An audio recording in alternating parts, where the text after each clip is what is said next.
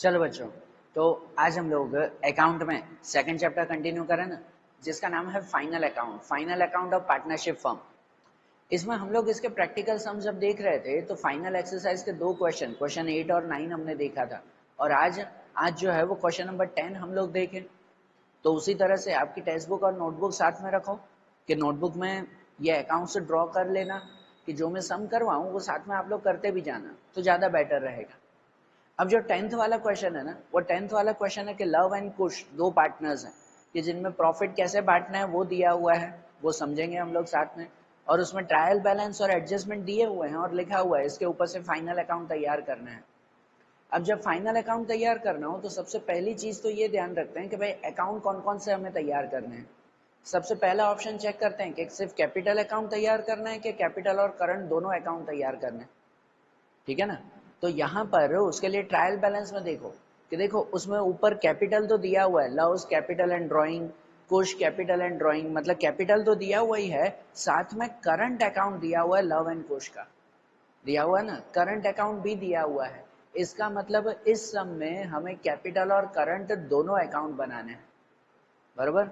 Capital current दो account हमें बनाने होंगे इसमें।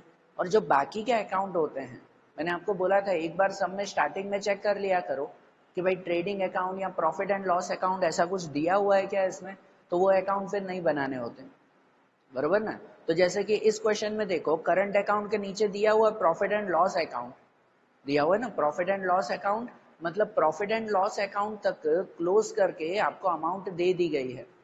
तो इसके लिए इस सब में हमें ट्रेडिंग अकाउंट और प्रॉफिट एंड लॉस अकाउंट दोनों अकाउंट बनाने की जरूरत नहीं है, क्योंकि प्रॉफिट एंड लॉस अकाउंट पहले ही दिया हुआ है कि देखो ट्रेडिंग अकाउंट बनाते हैं तो उसे क्लोज करके प्रॉफिट एंड लॉस में लाते हैं, और प्रॉफिट एंड लॉस को क्लोज करके अप्रोप्रिएशन में लेके आते हैं हम लोग।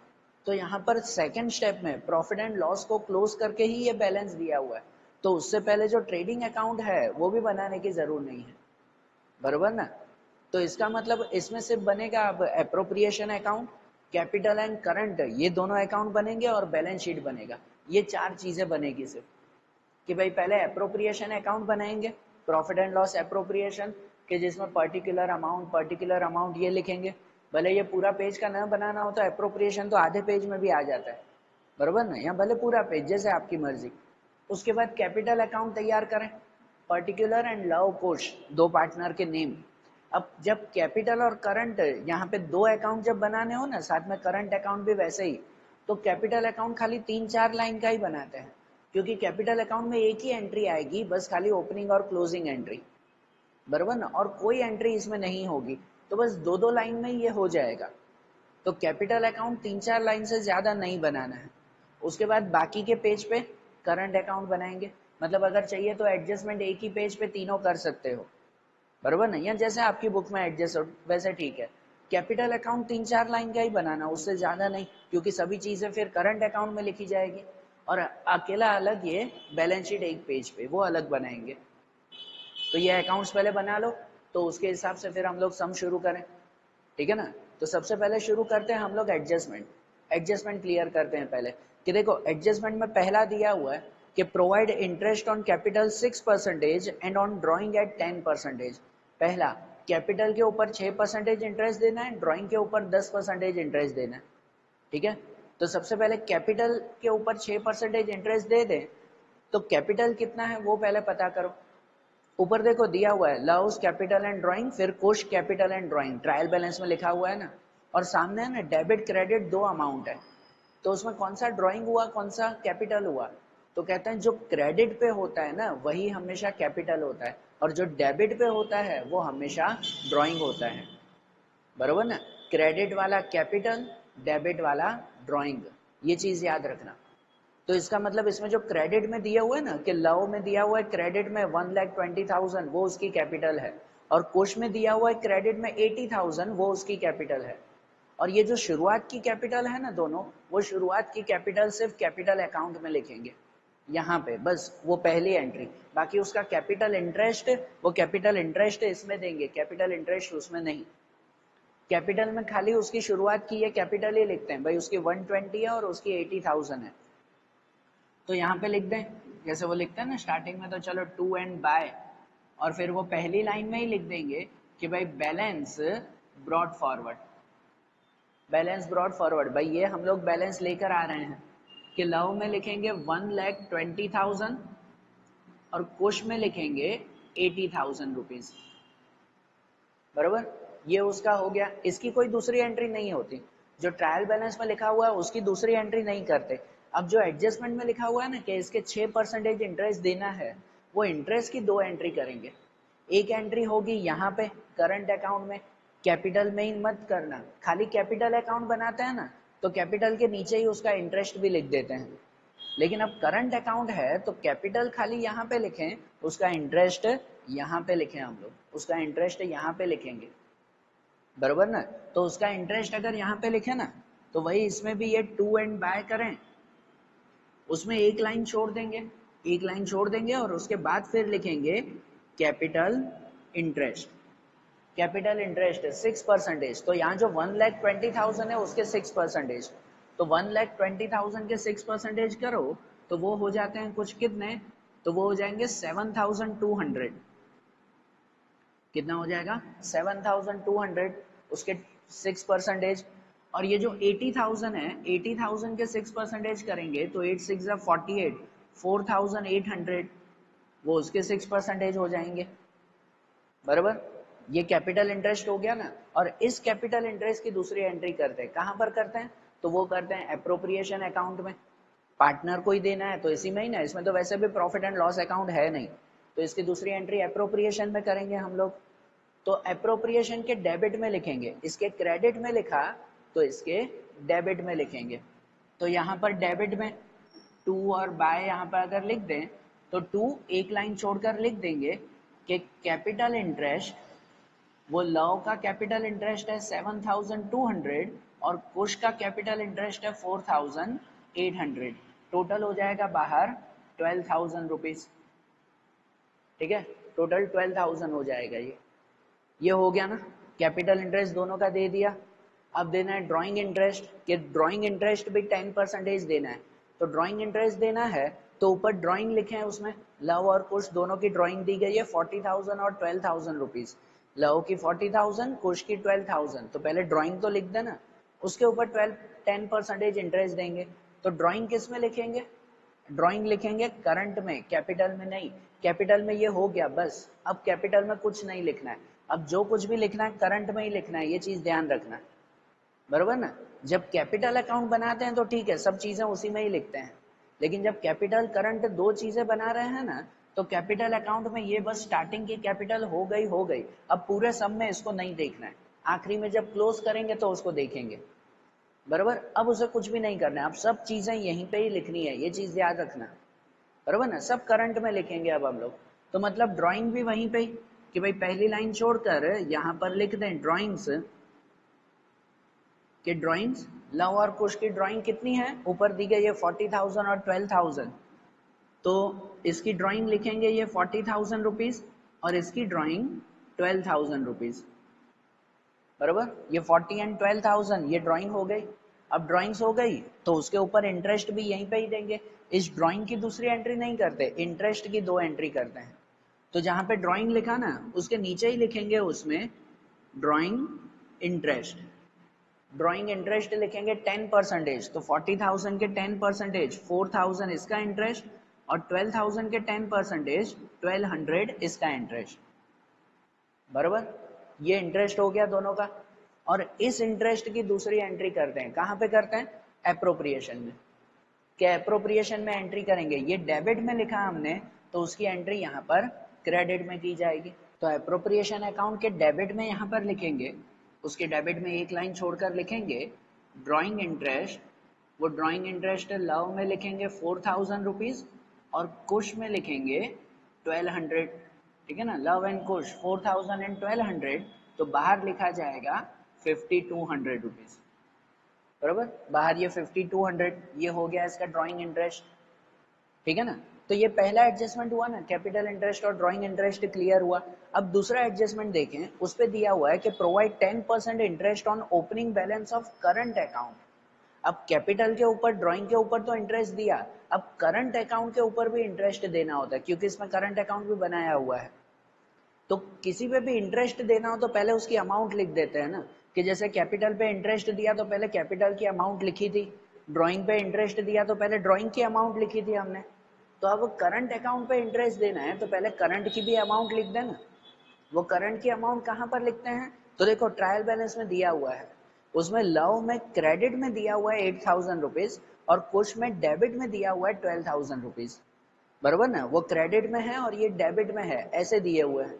तो उसकी अमाउंट यहाँ करंट अकाउंट में जो पहली लाइन छोड़ी है ना वहां पे लिखेंगे। जो डेबिट में है उसकी डेबिट में अमाउंट लिखना, जो क्रेडिट में है उसकी क्रेडिट में अमाउंट लिखना। जैसे पहले लव की अमाउंट क्रेडिट में है तो यहाँ क्रेडिट में जो ऊपर लाइन छोड़ी वहां पर लिखेंगे कि बैलेंस ब्रॉड फॉरवर्ड और सिर्फ लव में लिखेंगे कितना बैलेंस है 8,000 रुपीज, कि करंट अकाउंट के 8,000 रुपीज वहां पर, बैलेंस ब्रॉड फॉरवर्ड 8,000 रुपीज यहाँ पर करंट अकाउंट में। और कुछ का डेबिट में है तो डेबिट में लिखेंगे वही बैलेंस ब्रॉड फॉरवर्ड और कुछ में लिखेंगे 12,000 रुपीज, बराबर ना। लव में नहीं, यहाँ पर कुछ में नहीं।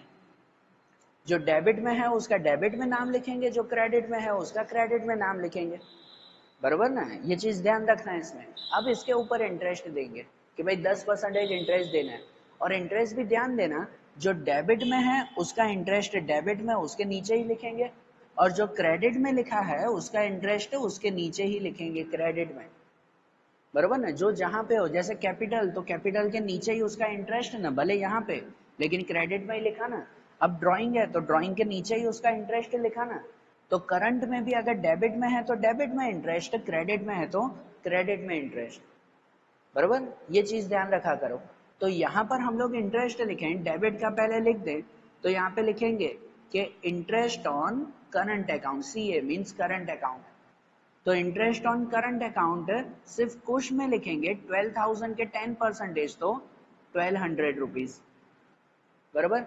और यहां पर भी लिखेंगे क्रेडिट में इंटरेस्ट ऑन करंट अकाउंट, ये सिर्फ लव का लिखेंगे कि ये 8,000 है तो उसके 10% 800 रुपीज, बराबर। डेबिट का डेबिट में, क्रेडिट का क्रेडिट में, ये ध्यान रखना। और इसकी दूसरी एंट्री भी करनी होती है ना, तो इसकी दूसरी एंट्री करेंगे, जो डेबिट में लिखा है ना उसकी दूसरी एंट्री क्रेडिट में जाके करेंगे, और जो क्रेडिट में लिखा है ना उसकी दूसरी एंट्री डेबिट में जाके करेंगे, अपोजिट साइड पे एंट्री करेंगे, ये याद रखना, बराबर ना। ये छोटी छोटी चीजें ध्यान रखना करंट अकाउंट में, कि यहाँ पर जो कुछ का डेबिट में लिखा है तो उसकी एंट्री यहाँ क्रेडिट में करेंगे। यहाँ पे लिखेंगे कि इंटरेस्ट ऑन करंट अकाउंट और ब्रैकेट में लिखेंगे कुछ, कि भाई कुछ का जो है वो करंट अकाउंट का इंटरेस्ट कितना था, तो 1,200 सिर्फ डेबिट का था तो यहाँ क्रेडिट पे उसी का ही लिखेंगे ना। और ये जो क्रेडिट में है तो उसको डेबिट में लिखेंगे यहाँ पर, कि इंटरेस्ट ऑन करंट अकाउंट और ब्रैकेट में लिखेंगे लव, कि ये उसका करंट अकाउंट का इंटरेस्ट है कितना, तो 800 रुपीज, बराबर। तो ये दोनों का करंट अकाउंट का इंटरेस्ट हुआ, ये सेकेंड एडजस्टमेंट क्लियर हुआ हमारा, समझ आ रही है ना बात है। अब ये जैसा एडजस्टमेंट क्लियर हुआ तो उसके बाद फिर थर्ड एडजस्टमेंट है कि monthly salary of 1,800 is outstanding payable to Kush. Kush को महीने की 1,800 रुपए सैलरी देनी है, महीने की 1,800 रुपए, मतलब तो पूरे साल की कितनी हुई, हम तो पूरे साल का गिनेंगे ना। मंथली 1,800 तो पूरे साल की हो गई कुछ 21,600, कितनी हो जाएगी 21,600, इतनी सैलरी उसे देंगे। और सैलरी देनी है तो कहाँ पे लिखेंगे, यहाँ करंट अकाउंट के क्रेडिट में और अप्रोप्रिएशन के डेबिट में। Whatever given to partner, जो कुछ भी देना होता है तो एक यहाँ पे लिखते हैं और एक यहाँ पे लिखते हैं, हम लोग ऐसा ही करते हैं ना। तो यहाँ पे एक लिखेंगे कि सैलरी करंट अकाउंट में, कैपिटल में तो अब देखना ही नहीं है, उसे कुछ भी नहीं, सब इसमें ही लिखना है। सैलरी किसको देनी है, तो 1,800 पेएबल टू कुश, सिर्फ कुश को देनी है तो सिर्फ उसमें लिखेंगे 21,600। ध्यान देना, महीने की 1,800 रुपए तो पूरे साल की देनी है 21,600। और इसकी दूसरी एंट्री, ये डेबिट में लिखा है क्रेडिट में लिखा है तो उसकी दूसरी एंट्री यहाँ पे डेबिट में जाएगी। यहाँ डेबिट में लिखेंगे कि सैलरी ब्रैकेट में कुश के लिख देंगे कि भाई ये कुश कितना, तो 21,600 रुपीज, बराबर, ये आ जाएगा, ये हो गए ना, ये सैलरी का भी एडजस्टमेंट हो गया थर्ड वाला। अब उसके बाद है फोर्थ वाला कि after information of above mention adjustment on remaining profit 10% commission is payable to Kush. ये तो दिया हुआ है कि भाई आखिरी में जो प्रॉफिट बचेगा ना उस पे 10% कमीशन उसको देनी है। तो ये लास्ट में गिनेंगे कि जब पूरा क्लोज करते हैं तो आखिरी में जो प्रॉफिट बचेगा ना उसका, उसके 10% निकाल के इसको देंगे हम लोग, बराबर। तो ये फोर्थ वाला एडजस्टमेंट याद रखो, माइंड में रखो कि इसको आखिरी में गिनेंगे हम लोग, ठीक है। तो एडजस्टमेंट क्लियर हो गए। अब इसमें ये तीन ही एडजस्टमेंट थे, फोर्थ वाला लास्ट में गिनते हैं। एडजस्टमेंट क्लियर हो गए तो क्या करेंगे, अब जो ट्रायल बैलेंस में दिया हुआ है वो सब एंट्री करते जाएं, वो सब एक एक करके लिखते जाए ना हम लोग, बराबर ना, और उसकी उन सब की तो एक एक एंट्री होगी। तो सबसे पहले अगर उसमें लिखें तो पहले लॉस कैपिटल एंड ड्राइंग वो लिख दिया था, जो लिख दिया था उसे नहीं लिखेंगे। फिर कुछ कैपिटल एंड ड्राइंग भी हो गया, करंट अकाउंट भी लिख दिया। अब profit and loss account credit में दिया हुआ है 80,000, तो प्रॉफिट एंड लॉस अकाउंट कहाँ पे लिखेंगे, वो लिखेंगे एप्रोप्रिएशन अकाउंट में। भाई ये profit and loss account close करके ये मिला है तो उसे एप्रोप्रिएशन में लिखेंगे ना। क्रेडिट में दिया हुआ है ना तो ये हमारा नेट प्रॉफिट है, क्रेडिट में है मतलब ये क्या हुआ हमारा नेट प्रॉफिट, और वो नेट प्रॉफिट कहाँ पे लिखेंगे, यहाँ क्रेडिट साइड पे, वो क्रेडिट में है तो ये भी क्रेडिट में। अगर वो डेबिट साइड पे दिया हुआ होता तो वो लॉस होता तो उसे भी डेबिट में ही लिखते। तो ये जो ऊपर एक लाइन छोड़ी थी ना हमने, वहां पे लिखेंगे हम लोग नेट प्रॉफिट, भले प्रॉफिट एंड लॉस अकाउंट लिखो या नेट प्रॉफिट लिखो, कुछ भी लिखो, कि ये नेट प्रॉफिट कितना हो गया 80,000 रुपीज, 80,000 का नेट प्रॉफिट है वो हमने लिख दिया। उसके बाद दिया हुआ स्टॉक 31,370, 31,3 आखिरी का स्टॉक है मतलब क्लोजिंग स्टॉक। तो क्लोजिंग स्टॉक कहाँ पे लिखते हैं, एसेट में, बैलेंस शीट में लिखते हैं ना वो क्लोजिंग स्टॉक। तो क्लोजिंग स्टॉक वहां पे लिखेंगे कि ये स्टॉक है जो कितना है 72,000, वो वहां पे लिख दें। कि एसेट साइड पे लिख दें हम लोग, भले ऊपर एक लाइन छोड़ के, क्लोजिंग स्टॉक वो हो जाएगा 72,000 का, बराबर। ये क्लोजिंग स्टॉक हो गया। अब उसके बाद है वो है prepaid insurance premium 3200। Prepaid insurance premium मतलब इंश्योरेंस प्रीमियम हमारा खर्चा है लेकिन प्रीपेड है। तो ये बेसिक नॉलेज है जो हम लोग 11th से सीखते आ रहे हैं कि कोई भी प्रीपेड एक्सपेंस होता है ना, कोई भी प्रीपेड एक्सपेंस वो हमारी एसेट कहलाता है, बरोबर। प्रीपेड एक्सपेंस वो एसेट होती है, प्रीपेड इनकम वो लायबिलिटी होती है हमारी। ये 11th से सीखते आ रहे हैं तो ये तो बेसिक चीज है, याद रखना। भाई प्रीपेड इंश्योरेंस प्रीमियम है 3200 का, तो उसे एसेट में लिखेंगे, वो हमारी एसेट है। प्रीपेड एक्सपेंसेस वो एसेट कहलाती है, तो वो भी यहाँ पे लिखेंगे कि prepaid insurance premium, IP insurance premium कितना, तो 3200, बरोबर। ये रूल्स ध्यान रखना, जो जो है माइंड में रखना है ऐसे कि कौन सा कहाँ पे लिखना है। उसके बाद बिल्डिंग, बिल्डिंग 1,60,000 की बिल्डिंग वो भी हमारी एसेट है, उसे भी यहीं पे ही लिखेंगे कि बिल्डिंग वो 1,60,000, बरोबर। ये बिल्डिंग भी यहीं पे ही आएगी। बिल्डिंग के बाद दिया हुआ है डेप्टर्स एंड क्रेडिटर 80 और 28,000, डेबिट क्रेडिट दोनों में है। तो डेबिट वाला वो डेप्टर्स कहलाता है, क्रेडिट वाला वो क्रेडिटर्स कहलाता है। मतलब डेप्टर्स हैं वो 80,000 के हैं, क्रेडिटर हैं वो 28,000 के हैं। तो डेप्टर्स कहाँ पे लिखते हैं, डेप्टर्स लिखते हैं एसेट्स में, क्रेडिटर लिखते हैं लायबिलिटी में। ये तो ध्यान है ना, डेप्टर्स यहाँ पे और क्रेडिटर्स यहाँ पे लिखते हैं। तो डेप्टर्स यहाँ पे लिख दें, जो डेबिट में अमाउंट है वो, कि डेप्टर्स वो यहाँ पे लिख देते हैं 80,000 रुपीज, और क्रेडिटर ऊपर 6-7 लाइन छोड़ देंगे। अब ज्यादा लाइन छोड़ेंगे क्योंकि पता है कैपिटल करंट दोनों चीजें हैं। पहले खाली ऊपर कैपिटल लिखते थे तो भाई 3-4 लाइन छोड़ देते थे, फिर आगे लायबिलिटी।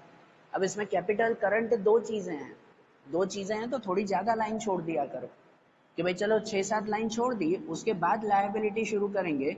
उसमें लिख दें भले कि क्रेडिटर्स हैं 28,000, ऊपर लिखो लायबिलिटी तो भी ठीक है, ना लिखो तो भी ठीक है, दोनों सही है, गलत नहीं होगा वो, बरोबर। अब जैसे ये डेब्टर क्रेडिटर हो गया, फिर कैश एंड बैंक बैलेंस वो भी डेबिट और क्रेडिट में दिया हुआ है। तो ये चीज ध्यान रखना, इसमें स्टूडेंट बहुत कंफ्यूज हो जाते हैं। कि कैश और बैंक बैलेंस, एक डेबिट क्रेडिट, तो कौन सा कैश कौन सा बैंक। तो याद रखो जो डेबिट में होता है वही हमेशा कैश होता है, कैश हमेशा डेबिट वाला ही होगा, कैश कभी क्रेडिट में नहीं होता। तो अगर डेबिट वाला कैश है तो क्रेडिट वाला क्या कहलाएगा, बैंक कहलाएगा। और अगर क्रेडिट वाला बैंक है ना तो वो बैंक बैलेंस नहीं, वो बैंक ओवरड्राफ्ट हुआ। बरोबर, कि अगर बैंक की अमाउंट क्रेडिट में दी गई हो 20,000 रुपीज तो वो ओवरड्राफ्ट कहलाता है। ठीक है ना। तो ये ध्यान रखना है इसमें कि कैश तो हमेशा डेबिट में ही आएगा, बैंक डेबिट क्रेडिट दोनों हो सकता है। तो अगर कैश वाला डेबिट है तो बाकी क्रेडिट वाला बैंक ही होगा। तो पहले कैश को समझो कि कैश जो दिया हुआ है डेबिट में 4800, कैश कहाँ पे लिखते हैं, तो कैश लिखते हैं यहाँ पे एसेट में, कैश तो यहीं पे ही आता है एसेट्स में ही, कि कैश 4800 है। और जो बैंक दिया हुआ है ना वहां पर क्रेडिट में दिया हुआ है 20,000 रुपीज, तो वो जो बैंक है वो बैंक ओवरड्राफ्ट है हमारा। बरोबर, जो बैंक दिया हुआ है 20,000 वो ओवरड्राफ्ट हुआ, क्योंकि क्रेडिट में है तो ओवरड्राफ्ट। और अगर क्रेडिट में है तो उसे लिखते हैं लायबिलिटी में। क्रेडिट वाली कोई भी चीजें लायबिलिटी साइड पे आ जाती है और डेबिट वाली कोई भी चीजें वो एसेट साइड पे आ जाती है। तो ये बैंक ओवरड्राफ्ट हो गया, कितना हुआ 20,000 रुपीज, वो यहाँ पे लिखेंगे लायबिलिटी में कि बैंक ओडी ओवरड्राफ्ट 20,000 रुपीज, वो यहाँ पे आ जाएगा लायबिलिटी में। बरोबर, अरे न बात समझ में। अब ये हो गया, उसके बाद है बिल्स पेएबल 14,000, वो भी क्रेडिट में है, क्रेडिट में है मतलब लायबिलिटी में ही आएगा। ठीक है ना, बिल्स पेएबल है, जो पे करना है वो तो वैसे भी यहीं पे ही आता है, कितना 14,000। तो बिल्स पेएबल के बिल्स पेएबल 14,000 रुपीज, यहाँ पर सबकी एक एक एंट्री करते जानी है ना। बिल्स पेएबल के बाद मॉर्टगेज लोन 1,00,000 रुपीज, ये लोन है। अब देखो ये खाली लोन है, ब्रैकेट में कुछ दिया नहीं हुआ है, तो मतलब इस पे फिलहाल लोन पे कोई इंटरेस्ट या कुछ गिनना नहीं है, खाली लोन लिख देनी है, एक ही एंट्री करनी है। बरोबर ना, कोई 2-3 एंट्री नहीं होगी, इसकी एक ही एंट्री होगी कि मॉर्टगेज लोन 1,00,000 रुपीज। तो ये लोन यहाँ लायबिलिटी में ही लिखेंगे, कितनी 1,00,000 रुपीज उसकी लोन आ जाएगी। बरोबर, उसके बाद दिया हुआ है गुडविल 40,000, गुडविल हमारी एसेट कहलाती है। अब देखो डेबिट में है, डेबिट वाली चीज वैसे भी एसेट में लिखते हैं हम लोग, तो गुडविल वो हमारी एसेट हुई, यहाँ पे लिखेंगे कि गुडविल कितनी दी गई है गुडविल, तो गुडविल है हमारी 40,000, तो वो 40,000 यहाँ पे लिखेंगे एसेट में। बरोबर, ये गुडविल हो गई। गुडविल के बाद दिया हुआ आउटस्टैंडिंग वेजेस, क्रेडिट में है 2,800, आउटस्टैंडिंग वेजेस तो वो लायबिलिटी हुई हमारी, लायबिलिटी हुई ना, तो उसे लायबिलिटी साइड पे लिखेंगे, यहाँ पे लिखेंगे आउटस्टैंडिंग वेजेस, कि आउटस्टैंडिंग वेजेस वो कितने हैं 2,800 के, तो 2,800 आउटस्टैंडिंग वेजेस वो लायबिलिटी में। बरोबर, उसके बाद है आउटस्टैंडिंग वेजेस के बाद रिसीवेबल रेंट 1,600, रिसीवेबल रेंट मतलब जो रेंट मिलने वाला है, बाकी है नहीं, जो मिलने वाला है। और जो कुछ भी अगर मिलने वाला हो तो उसे यहाँ पे लिखते हैं एसेट में, जो कुछ भी देना बाकी हो तो वो यहाँ लिखते हैं, जो कुछ भी लेना बाकी हो तो वो यहाँ पे लिखते हैं। तो रिसीवेबल रेंट है 1,600 का, वो यहाँ पे लिखा जाता है कि रिसीवेबल रेंट 1,600, कि भाई ये रेंट मिलना बाकी है। बरोबर, ये रेंट हो गया। उसके बाद है commission received in advance 800, commission received in advance मतलब ये इनकम एडवांस में मिल चुकी है। तो कोई भी इनकम अगर एडवांस में मिल चुकी हो ना तो उसे लायबिलिटी में लिखते हैं। अगर एक्सपेंस एडवांस में हो, जैसे यहाँ पे थे प्रीपेड इंश्योरेंस प्रीमियम, कि अगर एक्सपेंस एडवांस में हो तो वो यहाँ लिखते हैं एसेट में, लेकिन अगर इनकम एडवांस में हो तो वो लायबिलिटी है। भाई जो इनकम थी वो एडवांस में मिल चुकी, तो अब हमारी लायबिलिटी होती है कि हम उसे सर्विस देंगे। बरोबर ना, ये इनकम एडवांस में मिल चुकी है तो लायबिलिटी में लिखते हैं। ये commission received in advance 800 rupees, वो यहाँ पे लिखा जाएगा कि commission received in advance, commission received in advance 800 rupees. बराबर, कि ये 800 रुपए एडवांस में मिले।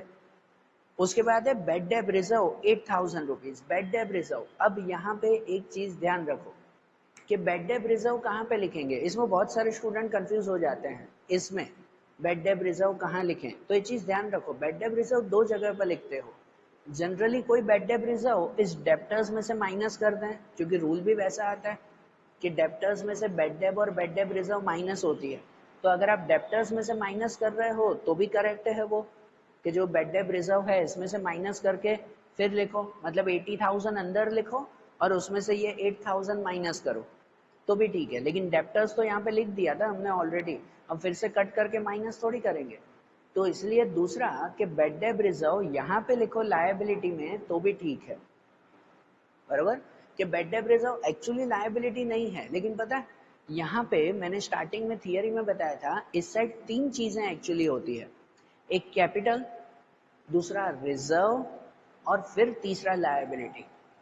यहाँ पे जनरली तीन चीजें आती है, तीन पार्ट होते हैं इस साइड के, कैपिटल, रिजर्व एंड लायबिलिटी।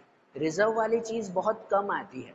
अब जैसे यहाँ पे है बेड डेब रिजर्व, तो बेड डेब रिजर्व अगर डेप्टर में से माइनस करके लिखो तो भी करेक्ट है, आंसर आपका सही बैठेगा।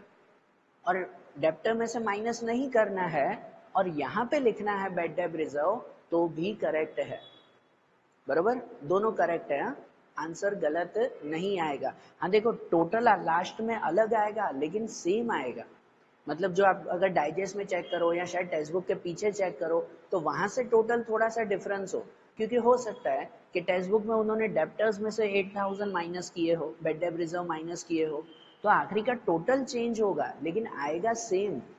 हमारा मेन मकसद क्या होता है कि आखिरी में बैलेंस शीट में लास्ट में टोटल सेम आ जाना चाहिए, तो वो सेम आएगा। एक चीज याद रखो बेटा कि जो टेक्स्ट बुक में दिया हुआ है, जो डाइजेस्ट में दिया हुआ हो, जो बुक में दिया हुआ हो, वही सेम मेथड हमेशा अप्लाई करना वो जरूरी नहीं है, ठीक है ना, वो जरूरी नहीं होता। आप लोगों को अकाउंट की थियरी समझाई जाती है, कॉन्सेप्ट समझाया जाता है कि देखो ये चीजें वैसे हैं, तो ऑप्शन है आपके पास, आप यहाँ पे लिखो या यहाँ पे लिखो। तो अगर यहाँ पे लिखोगे या उसकी जगह यहाँ पे लिखोगे तो गलत नहीं होगा, ठीक है। स्टूडेंट कितनी बार ये कहते हैं नहीं यार पीछे तो आंसर ही नहीं आया, ये तो गलत है ना, कि टेक्स्ट बुक का आंसर नहीं है, तो डाइजेस्ट में तो ऐसे दिया हुआ है, उसमें तो वैसे दिया हुआ है। दिया हुआ है वो भी गलत नहीं है और ऐसे भी गलत नहीं है। आप लोग कॉन्सेप्ट याद रखा करो, कोई चीज इस तरह से करो या उस तरह से करो, है अगर दोनों सेम चीजें तो दोनों मेथड अप्लाई कर सकते हैं ना। आपके बोर्ड के एग्जाम में वो चीज गलत नहीं होगी। और इवन आपको जो माइंड में इजी रहे ना वो चीज याद रखा करो कि हाँ भाई कॉन्सेप्ट वाइज कौन सी चीज कहाँ आती है, वो याद रखो। रट्टा मत मारो कि टेक्स्ट बुक में या डाइजेस्ट में ऐसा है, बराबर। कॉन्सेप्ट याद रखो, रूल याद रखो कि ये रूल ऐसे आता है कि अगर डेप्टर में से माइनस नहीं कर रहे हैं तो ठीक है, हम लोग उसे यहाँ रिजर्व में भी लिख सकते हैं, तो वो भी करेक्ट हुआ, बराबर। ध्यान रखना ये चीजें। तो जो बेड डेब रिजर्व है 8,000 रुपीज, वैसे भी देखो क्रेडिट में है तो क्रेडिट वाली चीज लायबिलिटी में लिख सकते हैं हम लोग। तो भले आप यहाँ से माइनस करो डेप्टर में से 8,000 तो भी चलेगा और यहाँ पे लिखो तो भी चलेगा। मैं यहाँ पे लिख रहा हूँ कि बेड डेब रिजर्व, भले यहाँ पे यहाँ ऊपर लिखो कहीं पे भी लिखो कि जो बेड डेब रिजर्व वो आ जाएगा 8,000 रुपीज, बरोबर ना। ये रिजर्व यहाँ पे हो गया। उसके बाद है पैटर्न 12,000। पैटर्न्स, पैटर्न्स मतलब कहलाती है कि कोई पर्टिकुलर चीज हमारे बिजनेस में वो सिर्फ हमने बनाई है तो उसका पैटर्न ले लेते हैं। भाई अगर मेरा कपड़े बनाने का बिजनेस है तो भाई ये पर्टिकुलर स्टाइल का कपड़ा खाली मैंने बनाया है और पूरे कंट्री में और कोई नहीं बनाता, तो इस चीज की पैटेंट मैंने ली है।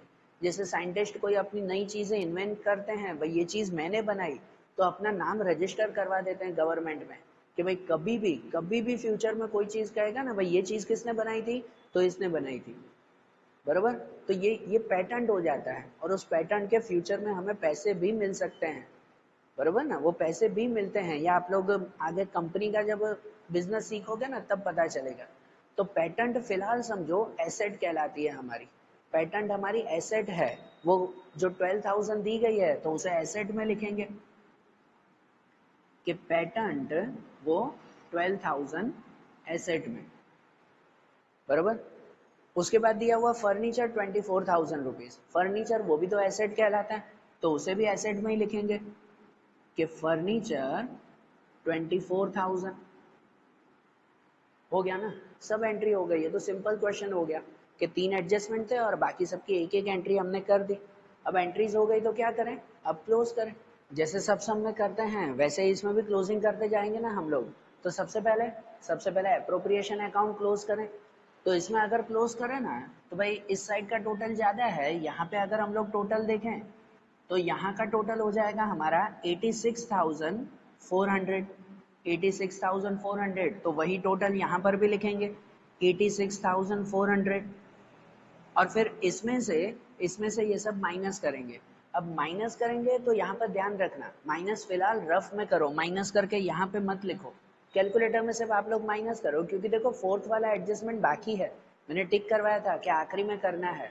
फोर्थ वाला एडजस्टमेंट में था कि जो लास्ट में प्रॉफिट बच रहा है ना उसके ऊपर से जो है वो हमें कमीशन देनी है 10%, बरोबर ना। जो लास्ट में प्रॉफिट बच रहा है उसके ऊपर 10% हमें कमीशन देनी है।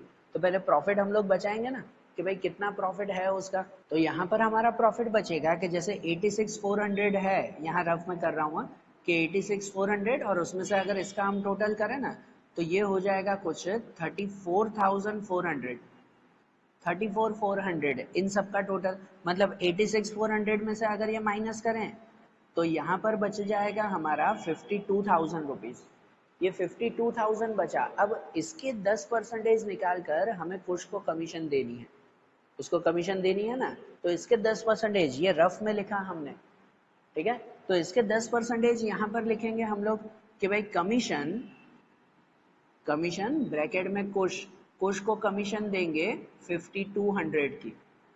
और ये जो कमीशन हुई इसकी दूसरी एंट्री करते हैं यहाँ पर, उसकी दूसरी एंट्री यहाँ पे ना करंट अकाउंट में, ये डेबिट में लिखा तो यहाँ क्रेडिट में लिखेंगे कि क्रेडिट में लिखें कमीशन, वो कितनी 5200 सिर्फ कुश में लिखेंगे, उसे कमीशन देनी है। ये किया ना हमने। अब इतना प्रॉफिट था, उस प्रॉफिट में से 5200 हमने कमीशन दे दी। अब जो बचेगा ना वो हमारा रियल प्रॉफिट हुआ कि भाई 52,000 में से अगर इतनी कमीशन हमने दे दी तो अब हमारा कितना प्रॉफिट बचेगा, वो बचेगा 46,800। कितना बचेगा 46,800। ये 46,800 वो कहलाएगा हमारा डिविजिबल प्रॉफिट। ये हमारा क्या कहलाएगा, डिविजिबल प्रॉफिट। भाई ये प्रॉफिट हमें दोनों को बांटना है, किसको बांटना है, तो लव और कुश को बांटना है। ये प्रॉफिट दोनों को मिलेगा ना, बराबर। और ये जो प्रॉफिट बांटना है ना, ये रफ में काउंटिंग की थी है, इसमें लिखना मत। अब ये जो प्रॉफिट बांटना है उसमें भी फिर कैलकुलेशन दी गई है। अब आपके टेक्स्ट बुक के जो क्वेश्चन है उसमें पहली लाइन देखो, उसमें दिया हुआ है कि जो लव और कुश पार्टनर है ना उसमें लिखा है they distribute 60% profit in 3:2 and remaining profit in 2:1। कि 60% प्रॉफिट, इसमें से 60% प्रॉफिट वो 3:2 के हिसाब से बांटेंगे और बाकी का 20% मतलब 40% प्रॉफिट वो 2:1 के हिसाब से बांटेंगे। ऐसा दिया हुआ ना, तो डिस्ट्रीब्यूट भी तो हमें वैसे ही करना पड़ेगा ना कि यहाँ पर जो प्रॉफिट है उसमें से 60% अलग बांटना है और 40% अलग बांटना है हमें। तो यहाँ जैसे मैंने कैलकुलेशन कर दी, आप लोग समझो ये कैलकुलेशन कि भाई 46,800 प्रॉफिट था ना, उसको अलग अलग तरह से बांटना था कि 60% अलग, 40% अलग बांटना था। समझना ध्यान से, मैंने यहाँ कैलकुलेशन लिख दी, ये रफ वर्क है, मैंने बीच में ही किया रफ वर्क। 46,800 तो 46,800 का पहले 60% प्रॉफिट करेंगे, जो आपके टेक्स्ट बुक में लिखा हुआ है कि पहले 60% प्रॉफिट। तो आप कैलकुलेटर में ट्राई करो, मैंने वहां से किया कि 46,800 के 60% अगर करो तो वो हो जाते हैं 28,080। कितने हो जाते हैं 28,080। भले कैलकुलेटर लेकर बैठो आप। ये 28,080 उसे 3:2 में बांटना है हमें। ये 60% प्रॉफिट 3:2 में, तो 3:2 में कैसे बांटते हैं पता है ना हमेशा से कि भाई ये 2880 को मल्टीप्लाई 3/5 करो, दोनों का टोटल 5, तो 3/5 करो, वो लव को प्रॉफिट मिलेगा। इसका 3 करोगे तो ये मिलेगा 16,848, वो इसका प्रॉफिट। और इसका 2 करोगे मतलब कि 2/5, तो वो कुश को प्रॉफिट मिलेगा 11,232, बरोबर। तो ये 46,800 में से 60% प्रॉफिट ये बचा, उसको 3:2 में हमने बांटा। अब वही 46,800 का बाकी का 40%, टोटल 100% प्रॉफिट कहते हैं, 60% ऐसे बांटा है, बाकी का 40%। तो अब इसके 40% निकालो तो वो प्रॉफिट आता है 18,720। और ये प्रॉफिट हमें 2:1 में बांटना है, बरोबर ना। ये प्रॉफिट 2:1 में बांटना है, समझो। तो इसको अगर 2:1 में बांटे हैं तो जैसे इसमें बांटा वैसे ही कि 18,720 मल्टीप्लाइड 2/3 ना, 2 + 1 3, तो 18,720 मल्टीप्लाइड 2/3 करो तो वो कितना हो जाएगा 12,480, वो लव को मिलेगा। और इसी को ही मल्टीप्लाई 1/3 करो तो वो मिलेगा 6240, 6240 वो कुश को। तो 60% प्रॉफिट अलग बांटा, 40% प्रॉफिट अलग बांटा, और इन दोनों का कंबाइन वहां पे लिखेंगे हम लोग कि भाई अब अगर लव को देखें तो उसको 60% के हिसाब से इतने मिले और 40% के हिसाब से इतने मिले। ये जो दोनों लव को मिले ना कि भाई एक इतना मिला एक इतना मिला, इन दोनों का प्लस करेंगे। 16,484, 848 एंड 12,480, इन दोनों का प्लस करो तो लव को टोटल मिल जाता है 29,328, बरोबर। ये उसका टोटल प्रॉफिट हुआ। और ऐसे ही कुछ कोई 60% में से ये मिला 11,232 और 40% में से ये मिला 6,240, इन दोनों का प्लस ये आएगा 17,472, बरोबर। ये ध्यान देना प्रॉफिट कैसे बांटना है। जो टोटल प्रॉफिट था उसके 60% अलग बांटे और 40% अलग बांटा हमने, बरोबर ना। अब जो ये प्रॉफिट आ गया ना, ये जो प्रॉफिट मिला ये हमारा रियल प्रॉफिट, ये खाली रफ वर्क था, कहीं पे लिख लेना आप लोग अच्छी तरह से कि भाई इसको ये पूरी कैलकुलेशन कैसे करनी है बुक में लिख लेना। अब जो ये प्रॉफिट मिला हमें रियल, इसे आगे ट्रांसफर करेंगे, ये दोनों का प्रॉफिट जो टोटल किया था हमने। और ये प्रॉफिट ट्रांसफर कहाँ पे करेंगे, उसे ट्रांसफर करेंगे हम लोग करंट अकाउंट में, कैपिटल में नहीं। कैपिटल में बस यही है और कुछ नहीं लिखना होता है। इसको ट्रांसफर करेंगे करंट अकाउंट में, फिर उसे क्लोज करेंगे हम लोग। और करंट अकाउंट में कहाँ ट्रांसफर करें, तो ये डेबिट में है तो उसे ट्रांसफर करेंगे यहाँ पे क्रेडिट साइड पे। डेबिट का क्रेडिट साइड पे हम लोग ट्रांसफर करेंगे। तो यहाँ पर करंट अकाउंट के क्रेडिट साइड पे लिखते हैं हम लोग डिविजिबल प्रॉफिट। डिविजिबल प्रॉफिट, वो डिविजिबल प्रॉफिट कितना, तो लव का है 29,328, वो लिखेंगे 29,328। और कुश का है यहाँ पर 17,472, 17,472, बरोबर। ये लव और कुश दोनों का प्रॉफिट आ गया ना। अब इसे क्लोज करेंगे। अब करंट अकाउंट को क्लोज करेंगे, करंट अकाउंट को क्लोज करके यहाँ पे लेके जाएं, और कैपिटल को भी क्लोज करके यहाँ पे लेके आएंगे। दो अकाउंट है ना, तो दोनों को क्लोज करके यहाँ पे लेके आएंगे। कैपिटल को क्लोज करना इजी है, भले चाहिए तो पहले कैपिटल को क्लोज कर दो कि उसमें तो एक ही आएगा भाई, इस साइड का टोटल ज्यादा है तो यहाँ पे ये टोटल लिख दिया 1,20,000, यही है ना।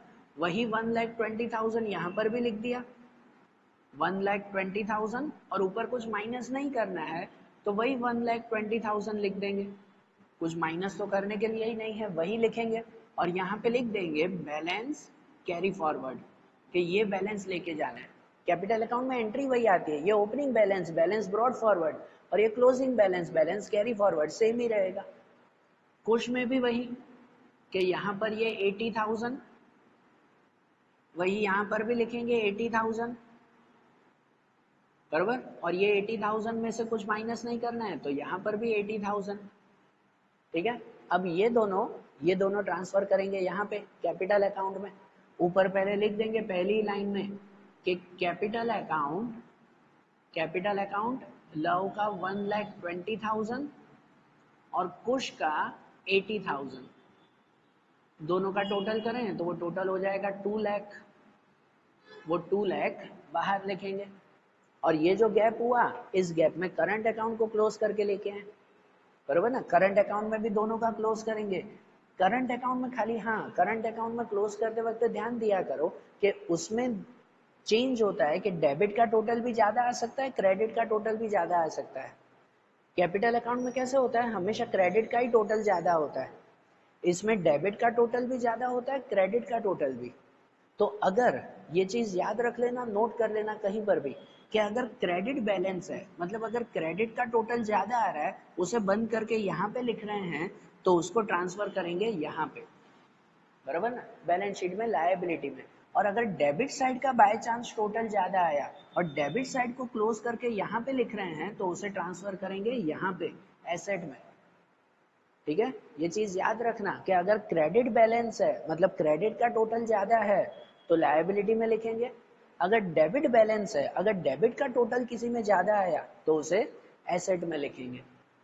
बराबर, तो इसे क्लोज करें ना, इसमें तो दोनों में क्रेडिट का ही टोटल ज्यादा है और अगर क्रेडिट का ही टोटल दोनों में ज्यादा है तो उसे लिखेंगे यहीं पे लायबिलिटी में। तो अब इसे क्लोज करें जो वहां ट्रांसफर करेंगे। तो जैसे यहाँ मैंने क्लोज कर दिया यहाँ पर कि भाई जैसे लव में इस साइड का टोटल ज्यादा था, इस साइड का टोटल ज्यादा था, जो टोटल आया 45,328, 45,328 वही टोटल यहाँ पर भी लिखा और उसमें से ये दोनों अमाउंट माइनस किए तो बचा 1,328। बरोबर ना, ये क्रेडिट बैलेंस कहलाता है। लिखते भले डेबिट में है लेकिन क्रेडिट का टोटल ज्यादा आया ना तो इसे क्रेडिट बैलेंस कहते हैं। बरोबर, ये क्रेडिट बैलेंस हुआ हमारा। इसे ट्रांसफर कहाँ करेंगे, यहाँ पे लायबिलिटी में, कि अगर इस साइड आया तो लायबिलिटी में ट्रांसफर करेंगे। कुश का भी वैसे ही कि कुश में भी इस साइड का टोटल ज्यादा था, ये आया 49,072, 49,072 वो भी यहीं पे ही, और 49,072 में से ये सब माइनस किए तो बचा 22,672, 22,672 और ये दोनों कहाँ पे लिखेंगे, लायबिलिटी में। अगर कोई बैलेंस यहाँ पे बचता ना तो उसे एसेट में लिखते हैं, ये चीज ध्यान रखना। ये करंट अकाउंट में ही आता है, बाकी कैपिटल अकाउंट यहीं पे ही लिखा जाता है, उसमें ऑप्शन नहीं आते। करंट अकाउंट में ये ऑप्शन आता है, लेकिन इसमें तो चलो यहाँ पे आया तो वो यहीं पे ही लिखेंगे हम लोग कि करंट अकाउंट लव का आएगा 1,328 और कुश का आएगा यहाँ पर 22,672। दोनों का टोटल करें तो वो दोनों का टोटल कुछ आएगा 24,000 रुपीज, 24,000। और ये सब हो गया तो अब आखिरी में क्या किया जाए, तो आखिरी में इनका टोटल, ये फाइनल टोटल करेंगे ना हम लोग कि भाई इस साइड का टोटल और उस साइड का टोटल दोनों का कैसा आना चाहिए, इक्वल आना चाहिए। जो मैंने टोटल किया था कि भाई इस साइड का टोटल आया हमारा 3,97,600 और इस साइड का टोटल भी आया 3,97,600। बराबर, दोनों का टोटल इक्वल आ गया ना, मतलब हमारा सम करेक्ट है। ठीक है ना, और ये ध्यान देना बेटा, टोटल इक्वल आना जरूरी है, एंट्री सही करना जरूरी है। जो आपके टेक्स्ट बुक में आए एज इट इज वैसा नहीं हो ना तो भी चलेगा, ध्यान देना है इसमें। क्योंकि इसमें जैसे हमने बेड डेब रिजर्व की एंट्री की थी, वो बेड डेब रिजर्व शायद टेक्स्ट बुक में यहाँ पे माइनस किया हुआ होगा तो टोटल अलग आएगा, लेकिन आएगा तो सेम उसमें। बरोबर, ध्यान रखना ये। तो ये सब अच्छी तरह से देख लो, कर लो ऐसे बुक में अच्छी तरह से। तो अब इसके बाद वाले जो क्वेश्चंस है ना, इस क्वेश्चन में ये एक मेथड नहीं थी कि प्रॉफिट कैसे बांटना है, वो यहाँ पे हमने सीखा, ये नोट करना खास। तो अब इसके बाद वाले जो क्वेश्चंस हैं, आगे के सम्स होंगे वो अब हम लोग नेक्स्ट वीडियोस में देखेंगे। Okay, thank you.